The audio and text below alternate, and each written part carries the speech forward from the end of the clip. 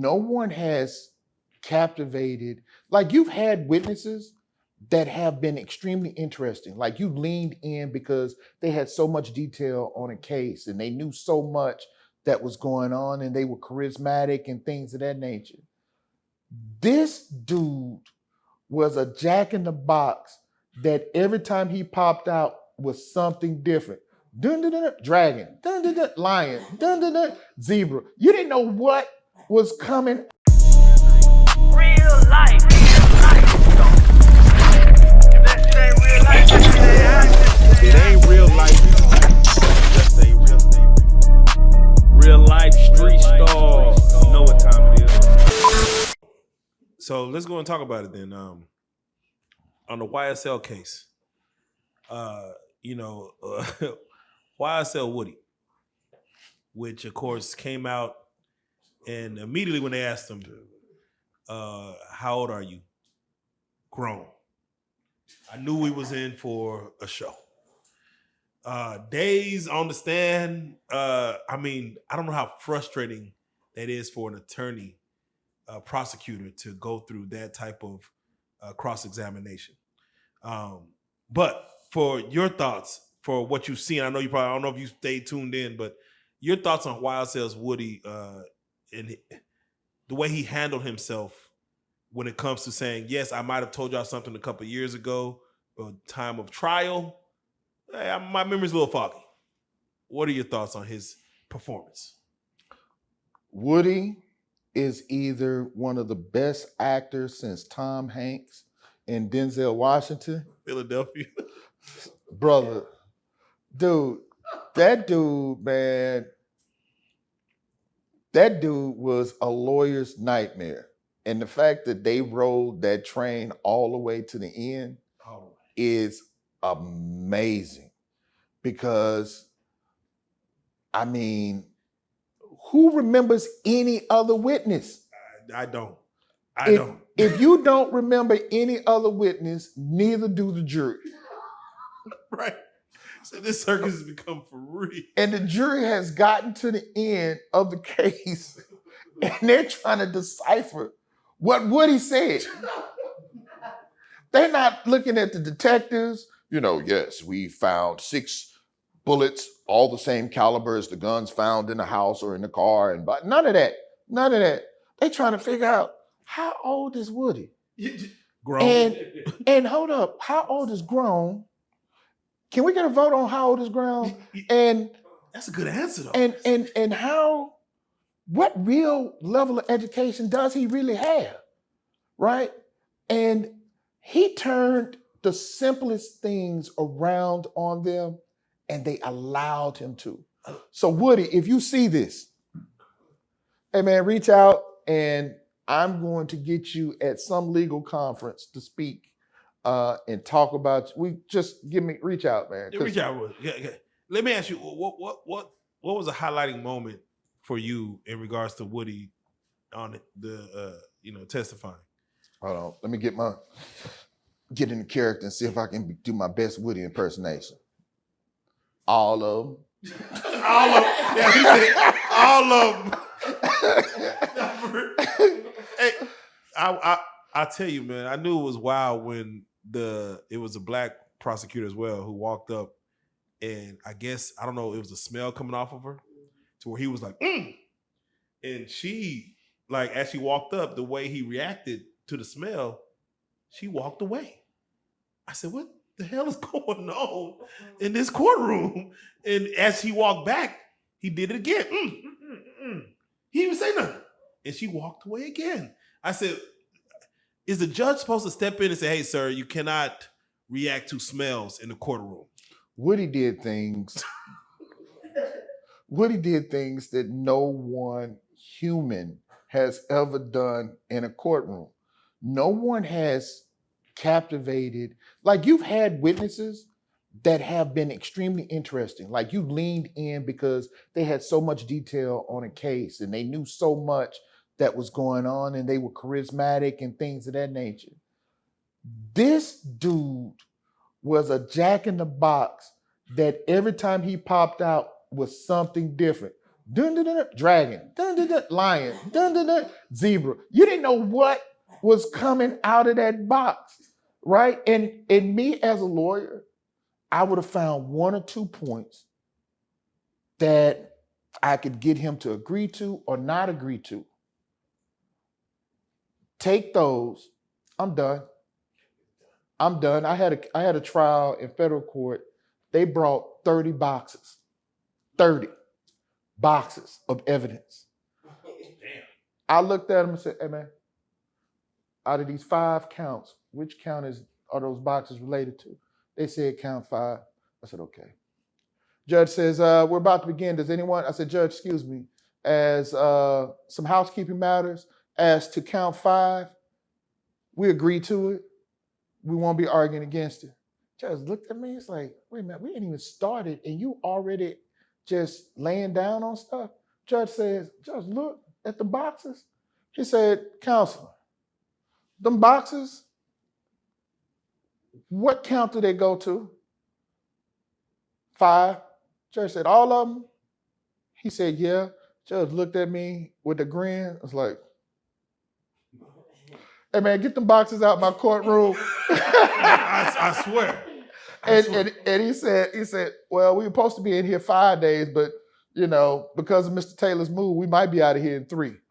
Like, you're not finna beat up me on this 1 point, right? If I agree to it, the only thing the jury sees is that 1 sentence. Yeah. You put 30 boxes on them, the 4 other issues are guaranteed. Right. Oh man. So speaking of the judge, Judge Glanville, he was what's the word? Recused? Recused, which for a trial of this magnitude, to where, and shout out DA Fannie Willis in Atlanta to even bring this trial to see what it is. Well, I don't want to shout out her. I'm sorry. I just shout out. I shout out everybody. It seems everybody get a shout out. I didn't say that. Right? Yeah. That was not Larry. That was not Larry. That was an unnamed person behind the mic. Oh. No, that was fast. That said it. Not Larry. These are not his thoughts. He does not consent to this message. Speaking of the judge, to see him be recused, it was for bringing, I believe it was YSL Woody into his chambers with the prosecution and the defense attorney not there, to where they, tell us, how does that work when a judge in this level gets recused after this many days of trial? How, is that the judge choosing to leave? Is it the state? Is it a prosecution? How does that work? So usually what happens when a judge is removed or released from a case, one of the attorneys finds that there's undue prejudice from the judge or some issue or against one side or the other. And it rises to such that the judge cannot be unbiased as to the case or has done something that has tainted the case.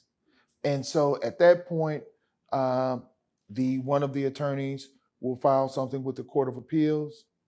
And at that point, a ruling is made, and that judge is then been recused or removed from the case at that point. And so attorneys do those types of things all the time, even on some minor cases. You find that a judge has required on a criminal case a defendant to do something that normally isn't done or required to be done, or has limited the ability of a defense attorney or a prosecutor from doing their job. And then at that point, the Court of Appeals finds enough evidence to actually remove that judge. So can you explain the ex parte portion of that? Because as you see, why Young Thug's lawyer, of course, vouching for Thug, stated that he wasn't present. The judge asked them to, of course, provide the evidence. Provide how he knew that he had a conversation with Woody in regards to his chambers, and how did he get that information? And he chose not to give it out. He says based on just he called for a mistrial just based on the fact that it happened.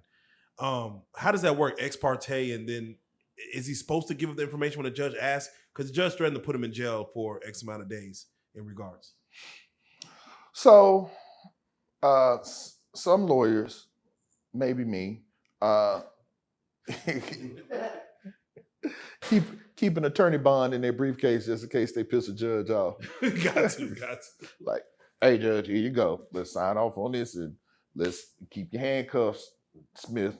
Put them down. I'm not going back there. I'm finna get out of here. But anyway, ex parte is usually when one party has communication with the judge without the other parties knowing. And it can be looked upon as conspiring between the judge and that party against the other party. And so there are things that are said that me as an attorney, I am entitled to hear firsthand. Excuse me. You can't talk about the case without me being present. And so that's a problem. And if things were said in such a way that I needed to object, right? Because sometimes you go in the back room and all the parties are back there and something is said or something is done, we might take it out and put it on the record, right?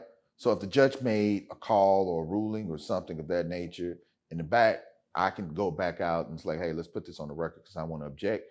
And if you don't object, you don't preserve your right to appeal. And that's a mistake that a lot of attorneys make, is that they don't object to the right things and set it up to be appealed and get a good ruling on it so that it's appealable. Should Judge Glanville have had that conversation in open court versus? No. That's hard to say. That's hard to say because I don't know all the details, but if the judge wanted to admonish a witness as to their participation, you've all seen it. Judge says, answer the question, right?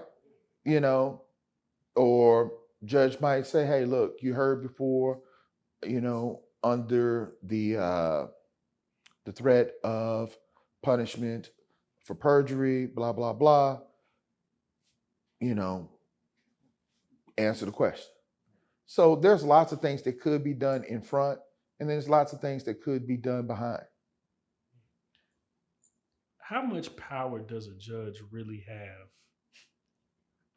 I'm asking because I've seen, and this is actually another question I had. I watched a judge. A man was being cited for driving without a license. Mm-hmm. Of course, they were on a video call. I saw that. He was driving. Ridiculous, of course, on his part. Ridiculous. His face was classic. Right. But the judge was like, yeah, he put out a warrant for his arrest. Like, what can a judge really do? Like, uninhibited? Like, how powerful are they? Like, if, like you said, if you piss a judge off, how bad can he make it for you? So it's funny you should ask that question because it's a situation going on in Florida where 2 Black lawyers are potentially being suspended because they spoke against the bias of a judge during a trial that had already settled. And so there's also biases against lawyers or potential against lawyers of color as well. So that's an issue. But judges, if you are within, I like to call them kingdoms. Right. If you're within their kingdom, you fall within their rule and control. Gotcha. And so if that guy had a case in his court, he can issue a warrant out. If you're an attorney and you do something and you're in that courtroom, he can hold you in contempt. Mm-hmm. If you have a case in there and he asks you to do something, he or she can hold you in contempt. And so they have, and it's different levels of authority, right? Like you get to the federal and it becomes a whole nother ball game, right? Because those are lifetime appointments. Right. You basically got to get an act of Congress to get fired. Right. I was just saying that because just another crazy story. My brother, he had his license that got revoked, and he had went to go get it reinstated, and he got into it with the teller at the window. And she went and told the judge, and he revoked his license for another 3 months. Like he said, you couldn't get it reinstated. I'll see you in 3 months. And it was just, it was a wild scenario to just see, like, man, they just can really just move the needle on your life. Can I do a PSA? Yeah. People, do not argue with anyone with a government job in their place of business. Amen. If you truly have a problem, feel you've been wronged, leave, give me a call. I hope you recorded it, and then let us fight the battle for you. You cannot win. What's that old saying? Your arm's too short to fight with God. Yeah. Man, I ain't saying they God, but don't be in there acting a fool, talking loud, waving your hands, because if they tase you, they're going to say that they were justified. So, man, don't do it. Don't, just stay calm, take a deep breath. Because a lot of times I had a prosecutor who I walked into his court, and we were friends, we were cordial, and we had a case, and this man went off. I said, oh, you're having a bad day. I'm going to reset this case and I'll come back. Because I stayed calm, I came back, walked in. I said, man, you're doing better today. He said, man, I am so sorry. He said, you didn't deserve that. You didn't. And he knew how I operated. And he said, I thank you because you could have got me in trouble and you didn't. So hold on, real quick. I want to play something for you, and just tell me if the judge is out of line. I'm gonna play something for you. Real quick. Cray, you cannot return to that residence. Oh, well, how you just gonna tell me I can't go home? What? How you gonna tell me I can't go to my home? I just did. Well, I bet I do. Well, then you're in contempt, young lady, and you've got 30 days. So you're not going. You're not what? Whoa. Get back. You just said I got Get back. That's That's another 30 days. That's 60 days. So what? 90 days. So? 120 days. Okay, and? 180 days. Oh, get off me. Get your hands off me, man. Come on. What else you got to say? Oh, nothing. We'll talk in 6 months when you're ready to come back for your case. That's 200 days. You got anything else to say, Miss Burks? That's 300 days. Okay, I'll stop right there. Guys, so when we talk about a judge's power, to go from 30 days just for talking back to a year gone away from whatever life you thought you was living, when he was about to send her home, all he told her was just don't go back to the residence that's on your address. Don't go there because, whoever's there. Domestic violence. Yeah, domestic violence. To go from about to walk free right there to just adding on just for talking back a year. Like you said, it's a kingdom. Is that? Back to my PSA. Yeah, for that. People, if she would have left, called me at the Cochran firm. She would have easily been able to have me come in the next day and arrange for me to make an arrangement to get done whatever she needed done. Plain and simple. So, and then I got to give you the other website, tailormadelaw.com.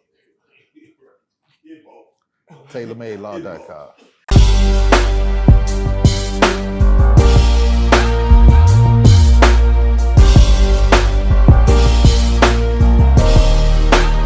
Shout out RealLyfe Street Starz, nigga. Move. Hey. Okay, y'all know what time it is. OG Person, RealLyfe Street Starz. Y'all better clock in and tune in, like, subscribe, and hit that button. OG Person, show no mercy. Hello.